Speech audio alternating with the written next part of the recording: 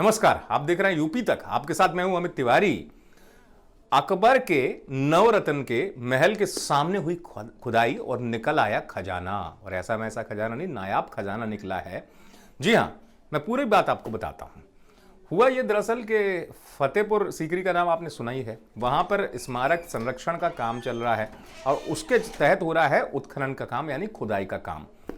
फतेहपुर सीकरी जाना जाता है अपने पत्थरों की नक्काशी से। लाल रंग के पत्थर इसको बेहद खूबसूरत बनाते हैं। तो वहां पर पुरातत्व विभाग की तरफ से जो ये उत्खनन यानी खुदाई का काम चल रहा है, जब खोदा गया तो वहां पर जो है एक गहरे गड्ढे में खुदाई जब की गई तो निकला फाउंटेन। आप सोचिए, फाउंटेन निकला और बेहद खूबसूरत नक्काशी से बना ये फाउंटेन, जिसमें लाइम और सैंडस्टोन का इस्तेमाल था, और बेहद खूबसूरत। अब आप सोचिए कि वो फाउंटेन गहरा था, उसमें से निकाला गया। जब निकला फाउंटेन तो उसके नीचे तमाम चीज़ें हो सकती हैं खजाने से जुड़ी। और खजाने से ज़्यादा ज़रूरी ये कि उस दौर में देखिए फाउंटेन का इस्तेमाल किया जाता था।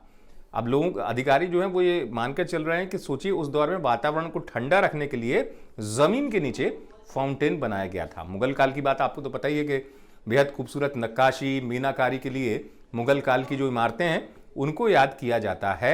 लोग देखते भी हैं खूबसूरत नक्काशी की वजह से। यही वजह है कि फतेहपुर सीकरी भी लोग बड़ी संख्या में घूमने जाते हैं। लेकिन अब अधिकारी इस बात से अकेले नहीं मान रहे हैं कि फाउंटेन निकला। उनका मानना है कि अब उसके नीचे जो जल स्रोत होगा, आप सोचिए अगर फाउंटेन बनाया गया होगा तो उसके नीचे बड़ा गहरा जल स्रोत भी होगा, यानी पानी का खजाना। वो भी हो सकता है कि पानी का स्रोत कहाँ से आ रहा हो, और भी तमाम चीजें निकलकर सामने आ सकती है। अब ये निकला जो कुछ, आपको याद होगा अकबर के शासनकाल में एक नाम टोडरमल, जी हाँ, उनकी बारादरी के सामने से जब ये खुदाई हुई तो ये फाउंटेन निकलकर सामने आ गया।